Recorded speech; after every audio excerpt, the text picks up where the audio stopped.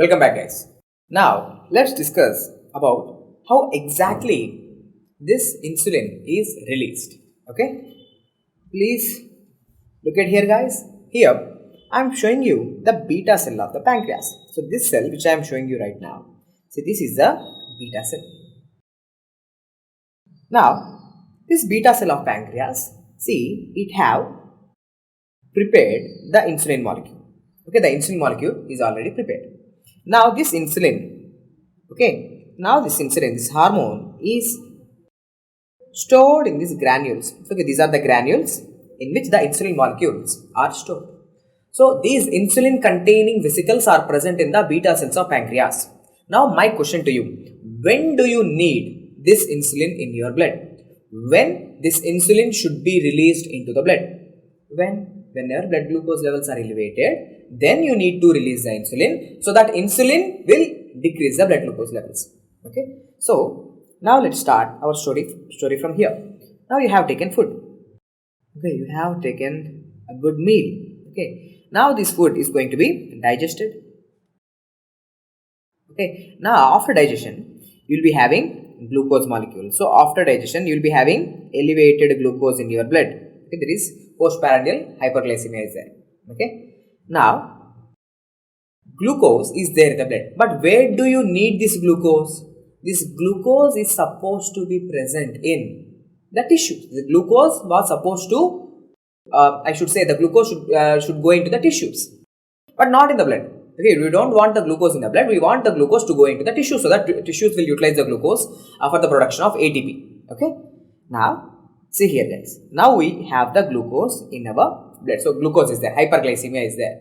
Now insulin. Now this insulin should have to be released. Now the insulin should have to be released.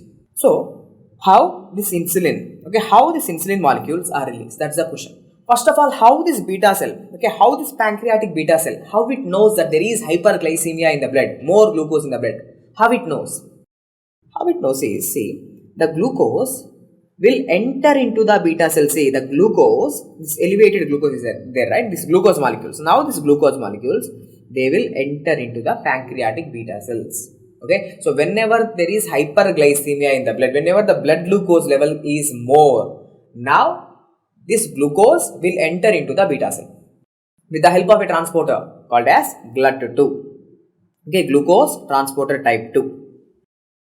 So this is an example of facilitated diffusion. Via facilitated diffusion, glucose is moving from high concentration. High concentration means, yes, in the blood there is more glucose present. So glucose is moving from high concentration to low concentration. In the beta cell, less glucose is there. So glucose is moving from high concentration to low concentration. But here this carrier molecule is helping. This carrier protein is helping. So who is this carrier protein? Nothing but GLUT2. So what is the first step? The first step in insulin release is the movement of glucose from the blood into the beta cell via GLUT2 transporter.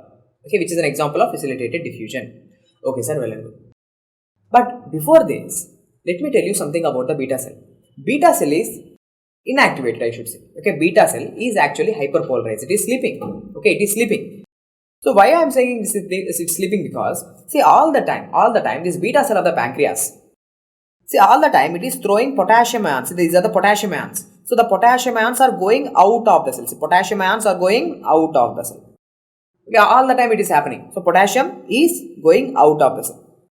Why? Because potassium concentration is more inside the cell. We all know that the cells are the bags of potassium. So potassium is moving from high concentration to low concentration so all the time potassium is going out of the cell. So if positive charges are going out of the cell, means cell is hyperpolarized. The cell is inactive. Okay, cell is inactive. Now what happens? See, now, you take the food, it's digested. Now glucose molecules are produced. Now the glucose came into the blood. Now this glucose will enter into the beta cell with the help of GLUT2 transporter. Now what happens to this glucose? Now glucose is going to enter into the pathway of ATP synthesis. Now first glucose will undergo glycolysis. After glycolysis, there is oxidative decarboxylation of pyruvic acid, followed by a Krebs cycle, followed by electron transport chain. So this glucose molecule is entering into the pathway of glycolysis and subsequent biochemical reactions. Okay. Now this glucose at the end of the day, after electron transport chain, it helps in the production of ATP. So now in this beta cell, ATP is produced. Now what these ATP molecules are doing? Now these ATP molecules, they will go and they will inhibit, see, they will go and they will inhibit the potassium channels. Okay, so whenever the ATP levels increases inside the cell, the potassium channels are closed. So these potassium channels are called as ATP sensitive potassium channels. Okay, these are ATP sensitive potassium channels. Why we are calling them as ATP sensitive potassium channels? Why? Because these channels are closed whenever the intracellular ATP levels increases. So ATP sensitive. Now what happens? Potassium starts to accumulate inside the cell. Okay, potassium is accumulating inside the cell. See, potassium is a positive ion. So when the positive ions are accumulating inside the cell, what will happen? Cell will undergo depolarization. Cell will undergo a depolarization. Due to accumulation of potassium, there is depolarization. Okay, now this depolarization, whenever the cell is depolarized, what happens now? The calcium channels, okay, when the cell is depolarized, the voltage gated calcium channels, they are opened. Okay, the voltage gated calcium channels are open. So now what happens? See, the calcium starts to enter into the cell. Calcium is coming into the cell. This is the third step. Okay, first step is glucose entry. Second step is closing of the ATP sensitive potassium channels. Once the ATP sensitive potassium channels are closed, means cell is undergoing depolarization. Once the cell is depolarized, what happens? Now calcium starts to enter into the cell. We all know calcium is very important for the vesicular transport. Okay, here the vesicles are there. But once the calcium comes into the cell, calcium will go and bind with the secretory granules and the secretory granules are moved. Okay, now the secretory granules, they will come and fuse with the membrane. Okay, now they will come and fuse with the membrane. Now what happens? Now the insulin, whatever is present over here, now fusing will happen something like this. Okay, the vesicle is fused and the insulin molecules are released into the blood. Insulin. Now see, now insulin came into the blood. So this is how insulin is released. These are the steps in insulin released. Now let's see one by one step. Already we have discussed. Just to make it more clear. See, 4 steps are there. Step 1, step 2, step 3 and step 4.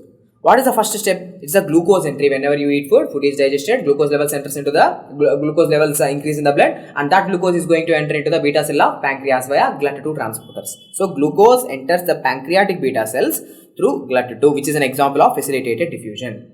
And now what this glucose is doing? Glucose enters into the pathway of glycolysis, Krebs cycle as well as electron transport chain. So glucose, at the end of the day, it generates the ATP. Now what this ATP is doing? Now this ATP, step 2, closure of ATP sensitive potassium channels. So ATP inhibits the ATP sensitive potassium channels, leading to reduced efflux of potassium. Means less potassium is going out, which means more potassium is accumulating inside the cell.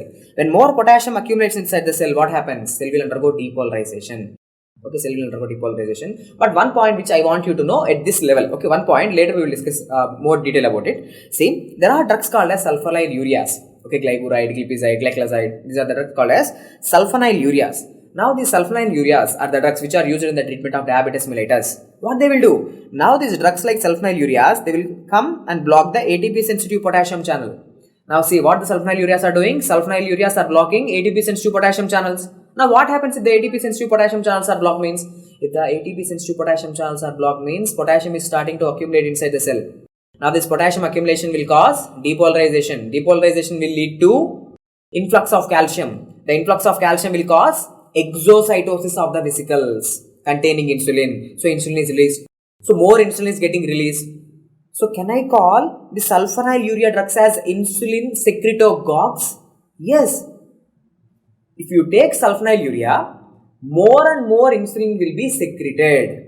So more insulin will be there in the blood, which is used in the treatment of diabetes mellitus. So for the treatment of diabetes mellitus, you can use drugs like sulfonyl ureas, which will block ATP sensitive potassium channels, leading to more secretion of the insulin.